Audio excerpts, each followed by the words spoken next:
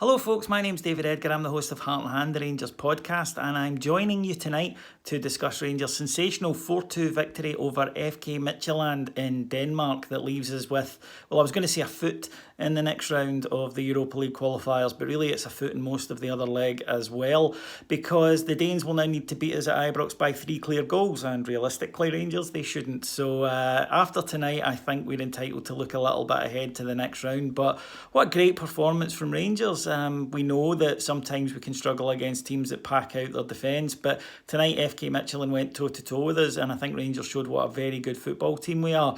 The gaffer maybe sprung a couple of surprises pre-match with his team. John Flanagan, who hadn't played much all through the summer due to injury, he came in left back in place of Borna Barisic. In midfield, Stephen Davis, who's carrying a knock, he was on the bench, so in came Glenn Kamara. And up front, Jordan Jones came in on the wing in place of Shea Ojo. And I think this was the night that Jordan Jones arrived as a Rangers player. He was excellent tonight on the counter. He just kept driving at them and they didn't have an answer for him this evening. Strange to report in a match that had 6 goals. Rangers started the game pretty well, I thought, for a European tie, because the one thing that I ask Rangers in Europe is don't treat the ball like it's made of molten lava, and they didn't tonight. Both teams looked physically fit, big, strong, and there was a lot of closing down. There was no time on the ball, but as Rangers began to settle in, a couple of scares. Alan McGregor's made 2 excellent saves. One, a sort of cross-come shot from out in the wing from their fullback, similar to Tav against Celtic last season, that he could only have seen at the last second and somehow reacted to. And then after a bit of head tennis in the box, they had the Danish version of Rory Delap firing in long balls all throughout the match tonight.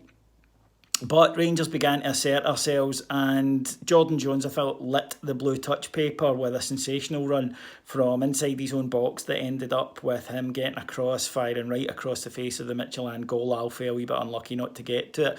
He was very unlucky not to get to one from James Tavernier a few minutes later, but that just delayed Rangers taking the lead.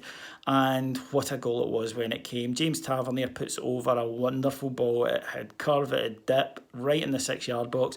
And Alfie somehow gets up. He hung in the air like Mo Johnston as he managed to get up there and somehow hang and yet get his head back the way because the ball was slightly behind him and knock it down through the goalkeeper and into the net. Now, he's up against 3 giant centre-halves and he still managed it, but that was in keeping with his general performance. Alfredo Morelos was amazing tonight. His hold-up play was brilliant, his link play was brilliant, and he scores a goal and he has a hand in another. He was fantastic, didn't give them a moment's peace. And I think that for those of us who might have worried, oh, he didn't get his move to England, will he be upset if he plays like that? Then he'll get his move. And I can't believe, watching that tonight, that English clubs could have had James Tavernier and Alfredo Morelos for 25 million and they haven't bothered. Well, more fool them. I'm delighted by it. Into the second half then, and you're thinking, right, Rangers, we just keep it tight, and Rangers had none of that. For 15 minutes we went savagely at them and were rewarded with 2 goals. First of all, you won't see a better goal than this in a long time. Jordan Jones gets the ball inside his own half, drives right at the Midtjylland defence, and without looking, he releases a blind pass, perfectly reverse pass to Joe Aribo, who's galloping onwards. Does he have the finish? Oh, he does. He just looks up and smashes it low across the goalkeeper into the far corner for 2-0. 5 minutes later, Rangers are in dreamland because we got a third. This time, a corner's bouncing around the box. A wonderful touch from Alfredo Morelos to Niko Katic, who turns into Ian Durrant against Marseille in 1993 by cutting across the ball with his right foot, and it swerves curving into the bottom corner of the net. Fantastic strike from Big Nico. And maybe that was my favourite goal simply because I had Nico anytime at 14-1. So thanks, big man, for that. 150 quid up on that deal. And I think that we all lost the head a wee bit, including the team at this point, because, we weren't expecting this. They're a good outfit and they don't lose many goals. So to be 3-0 up and looking rampant, we maybe switched off a little bit at the goal. A few players out of position. Ryan Jack allows their player to go past them a wee bit too easy. And even when the ball arrives into the middle, and Yu's got time to miscontrol it, but then get it under control, spin and put it away without a block going in. And that changed the atmosphere. You could tell the atmosphere around the ground was slightly different when that goal went in. But Rangers couldn't quite adapt to it. They came into it and then we gave away a dreadful goal, there's no doubt about it. Scott Arfield, who didn't have a good night but redeemed himself, and I'll come to that.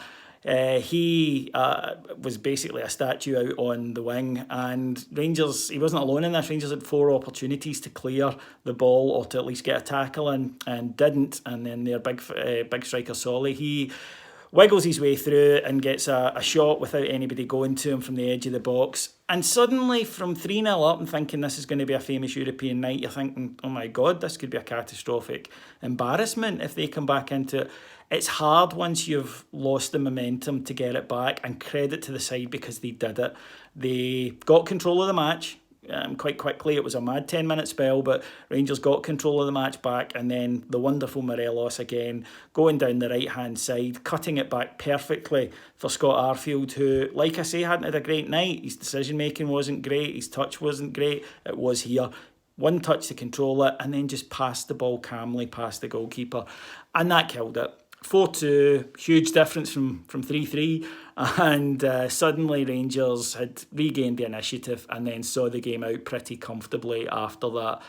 A great performance, and maybe a wee bit of sucker to people who were a little concerned about Rangers as an attacking force this season. And I know that the questions still remain, can we do it against packed defences? Well, look, we've came up against packed defences and we've got over the line. It hasn't been pretty, but it won't be in a match like that. But tonight, I think we saw Rangers are a good side. We've got good players, and I think we need to, as a fan base, maybe relax and just, rather than focus on the negatives, let's focus on the positives.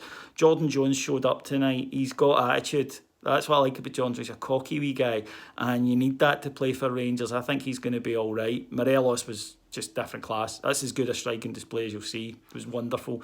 10 out of 10 stuff from him. Aribo, I'm already in love with him. You know, I've told my wife she'll need to leave because me and Joe Aribo are destined for one another.